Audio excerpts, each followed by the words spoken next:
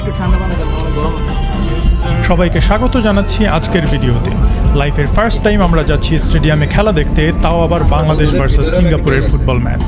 তুষার ভাই, জি ভাই বলেন ভাই। স্টেডিয়াম। হ্যালো হ্যালো হ্যালো, আমরা হচ্ছে খেলা দেখতে যাচ্ছি বাংলাদেশ সিঙ্গাপুর ম্যাচ। আমি আই হার্ট বাংলাদেশ ফ্যান। ভাই 6 জন প্লেয়ারের নাম বলেন। আমি তো 11 জনের নামই জানি। জামাল ভুঁইয়া বলেন ভাই। আমি দুজন বলে দিচ্ছি, জামাল ভুঁইয়া, আরেকটা তুষার চৌধুরী।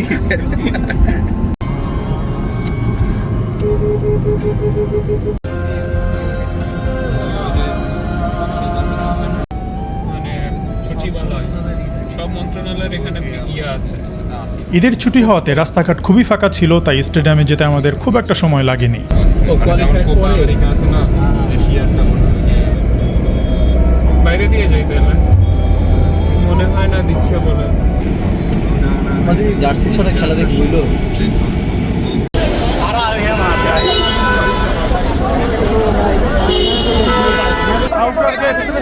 আউটার গেট 4 কোন দিকে?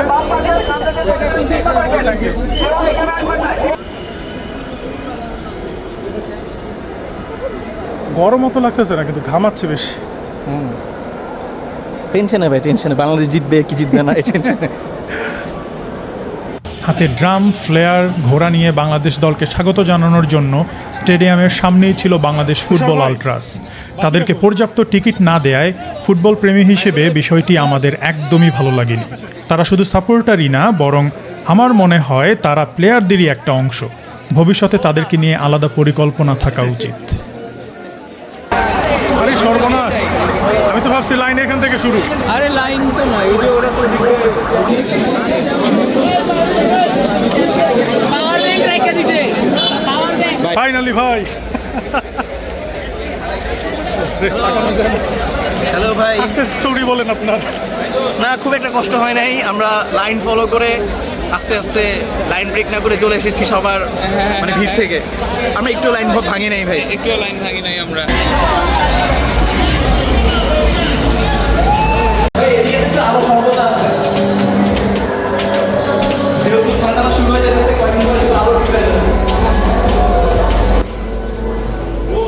অবশেষে আমরা মেইন স্টেডিয়ামে প্রবেশ করা শুরু করলাম। সিঁড়ি বেয়ে উপরে উঠে যখন প্রথমবারের মতো স্টেডিয়ামটি দেখলাম, তার অনুভূতি বলে বোঝানো সম্ভব না। মুগ্ধ হয়ে চারদিকটা দেখে নিলাম।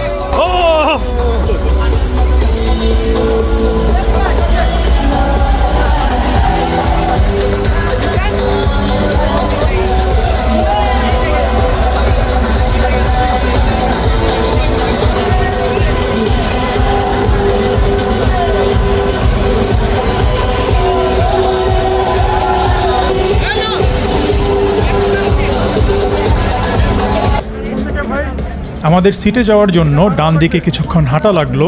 সিট একদম উপরের দিকে হওয়াতে আমরা প্রথমে একটু আপসিটই হলাম, কিন্তু ভিউটা একদম খারাপও ছিল না।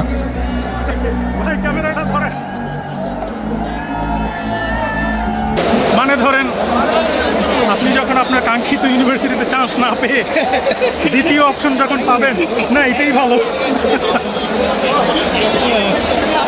ও হচ্ছে একদম উপরে, ওই জায়গায় বেশি দূরে হয়ে গেছে ভাই। ভালো ভালো ভাই, ভালো বেস্ট। খারাপ না ভাই। আমরা কি ও আমি বলছিলাম ভাই আশেপাশে মেয়েটে থাকবে, আশেপাশে পিলার, আশেপাশে মেয়ে থাকবে না, ভিডিওতে কিন্তু আসছে। আমি তো সানগ্লাস পরে আসছি ভাই, যে আশেপাশে মেয়েটে থাকবে। আমি ভাবছিলাম যে আপনাদের টিকিট দিয়ে এখানে মেয়ে আমি ওটা নিব, আর আশেপাশে আমরা আর পিলার সেই জায়গায় বৃষ্টি হলেও খেলা থামবে না। প্রচণ্ড গরমের মধ্যে হঠাৎ করে বৃষ্টি নামলো, তবে বৃষ্টি বেশিক্ষণ ছিল না যদিও। ভাই বৃষ্টি যেহেতু নামছে, তবে বাংলাদেশের জেতার একটা বিরাট সম্ভাবনা আছে। অবশ্য বৃষ্টিতে খেলা সিঙ্গাপুরে বাংলাদেশ থেকে বেশি বেশি তাহলে একটু উল্টা হয়ে গেল বিষয়টা।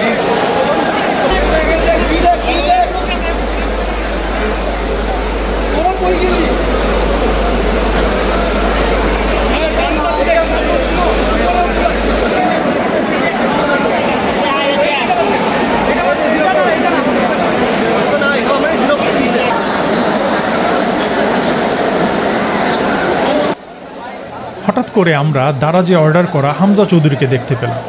কেউ কেউ তো আবার তার সাথে সেলফিও তুলছিল।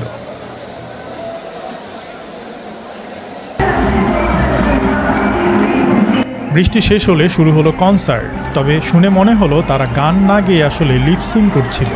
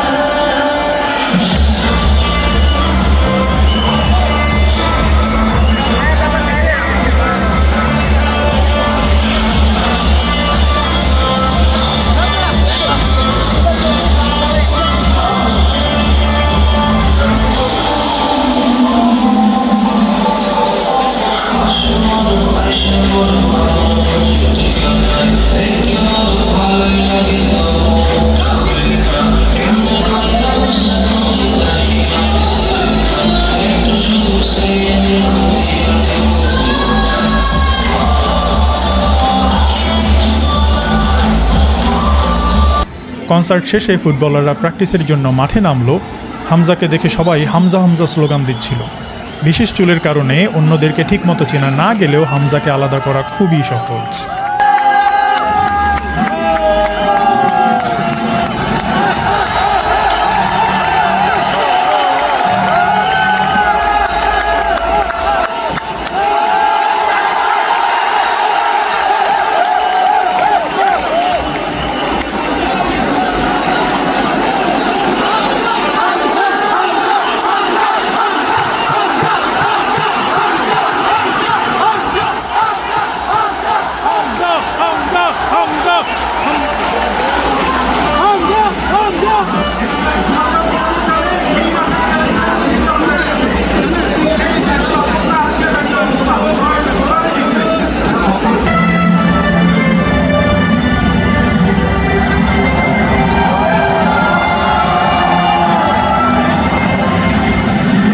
প্র্যাকটিস শেষে বাংলাদেশ এবং সিঙ্গাপুর দুই দলই মাঠে প্রবেশ করছিল।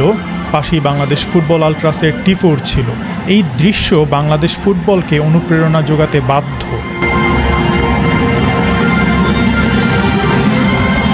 খেলা শুরুর আগে দুই দেশের জাতীয় সঙ্গীতে পুরো গ্যালারি দাঁড়িয়ে সম্মান জানালো।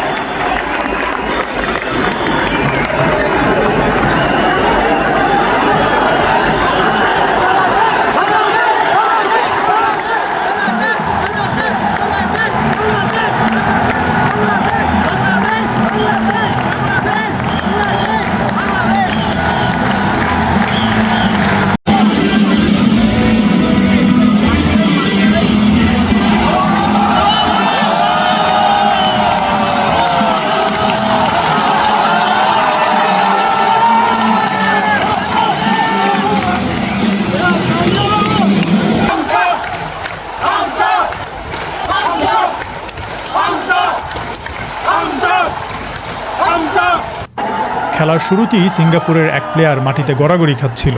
পুরো খেলা জুড়ে তারা এভাবেই অকারণে গড়াগড়ি খাচ্ছিল, শুধুমাত্র সময় নষ্ট করার জন্য।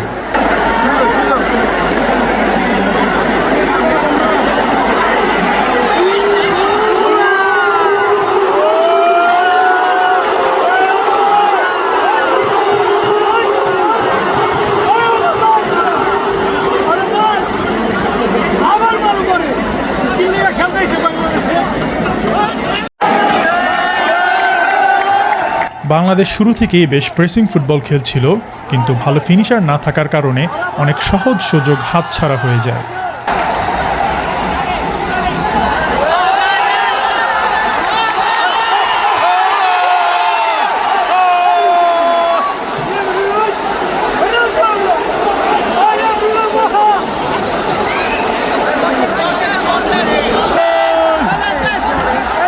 তাছাড়া প্রথম থেকেই রেফারির সিঙ্গাপুরের প্রতি বায়াসনেস চোখে পড়ার মতো ছিল।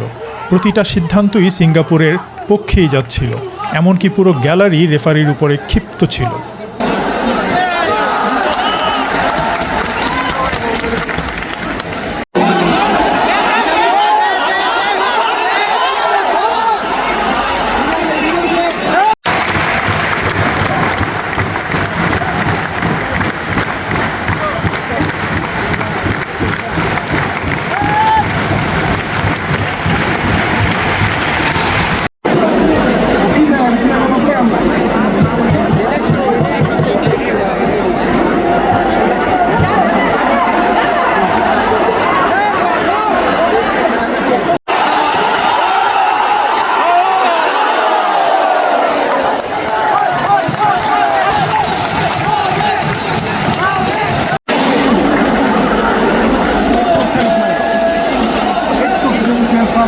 হামজা চৌধুরী বরাবরের মতোই ডিফেন্স সামলানোর পাশাপাশি অ্যাটাকেও অংশ নিচ্ছিল।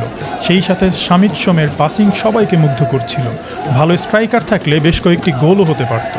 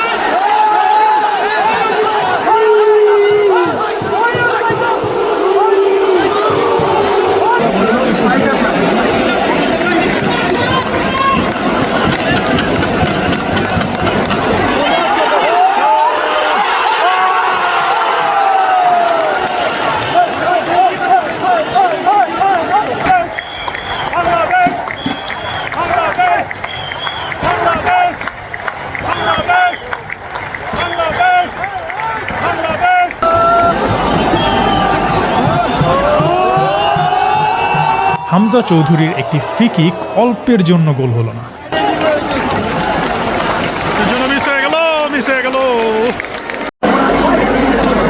হাফ টাইমের আগে আলামিনকে ওয়ার্ম আপ করানো হচ্ছিল। হাফ টাইমের পর তাকে মাঠে নামানো হয়, কিন্তু তাকে তার স্বাভাবিক পজিশন মেইন স্ট্রাইকার হিসেবে না নামিয়ে উইংয়ে খেলানো হয়। অন্যদিকে রাকিবের স্বাভাবিক পজিশন উইং এ না খেলিয়ে তাকে মেইন স্ট্রাইকার হিসেবে খেলানো হয়। কোচের এই আজব সিদ্ধান্তে দর্শকরা সবাই রীতিমতো বিরক্ত ছিল। বাংলাদেশের লেফট ব্যাক অত্যন্ত দুর্বল ছিল। যেহেতু সিঙ্গাপুরের বেশ কয়েকজন অ্যাটাকিং প্লেয়ার লম্বা, সেহেতু উইং থেকে ক্রস আসাটা অত্যন্ত স্বাভাবিক, আর এর মাসুল হিসেবে সেট পিসে গোল হজম করাটাও খুবই স্বাভাবিক, আর সেটাই হলো না।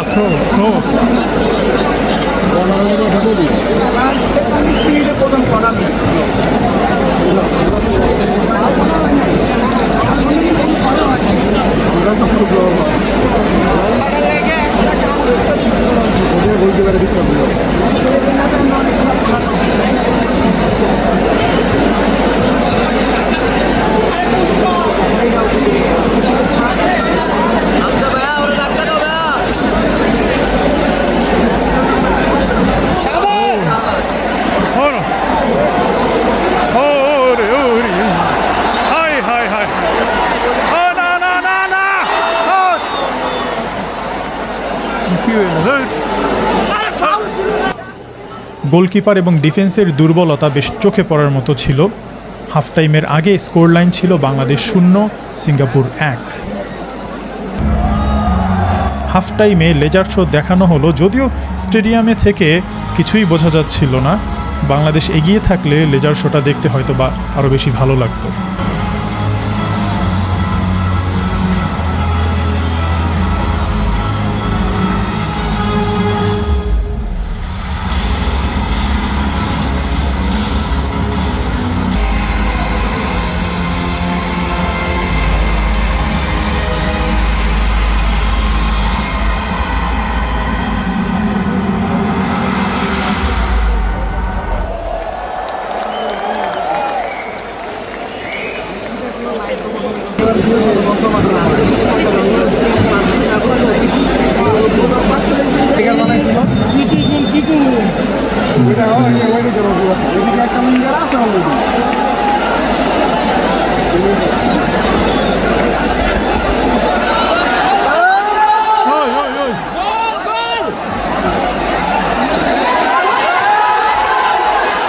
আমরা দেখতে পাচ্ছি গরিবের পেপ গার্দিওলাকে। কি খেয়ে আজ ট্যাকটিক্স সাজিয়েছেন তিনিই ভালো জানেন।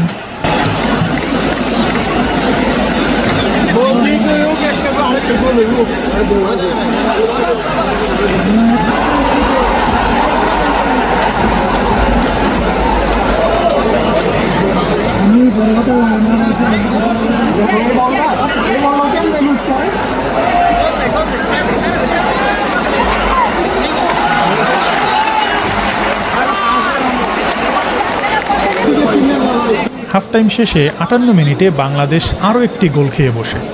2টি গোলের একটিও খুব একটা ভালো গোল ছিল না, চাইলেই এই 2টি গোল এড়ানো যেত।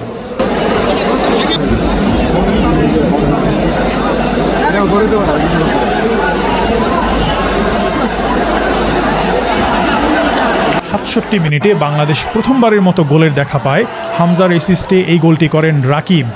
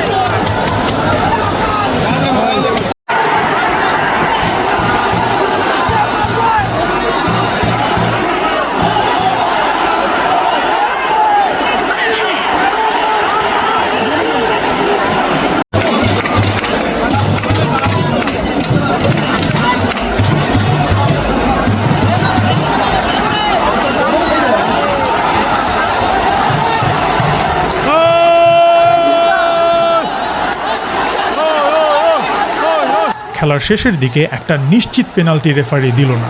এই পেনাল্টিটা দিলে ফলাফল ভিন্ন রকমও হতে পারত।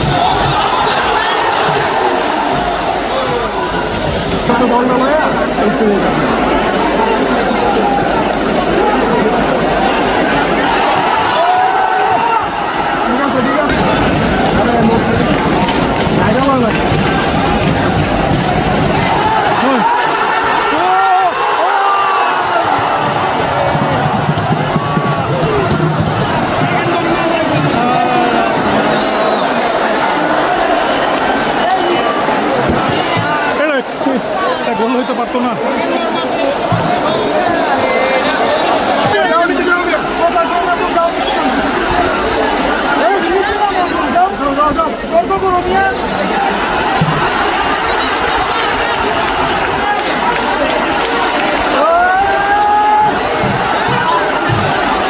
খেলার একদম লাস্ট সেকেন্ডে তারিক কাজীর একটি হেডার বারে লাগে এবং সাথে সাথেই খেলা শেষ। বলটা আরেকটু নিচ দিয়ে গেলেও পারত, দুর্ভাগ্য ছাড়া আর কিছুই না। ভাই এইটা ভাই এটা হইলে গোল।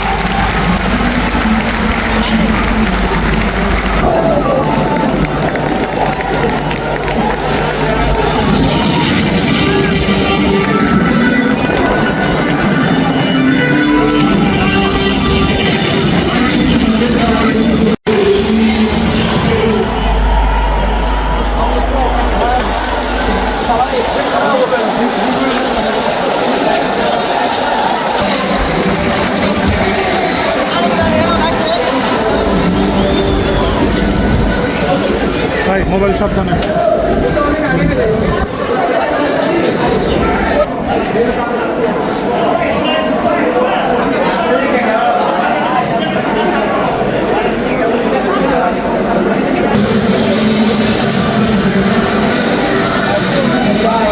বলটা বারে না লাগলে অল্প একটু ঢুকে গেলে গোলটা হয়ে যেত।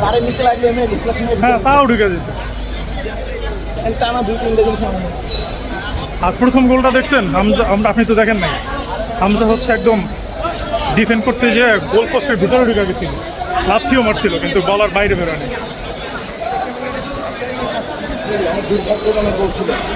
হ্যাঁ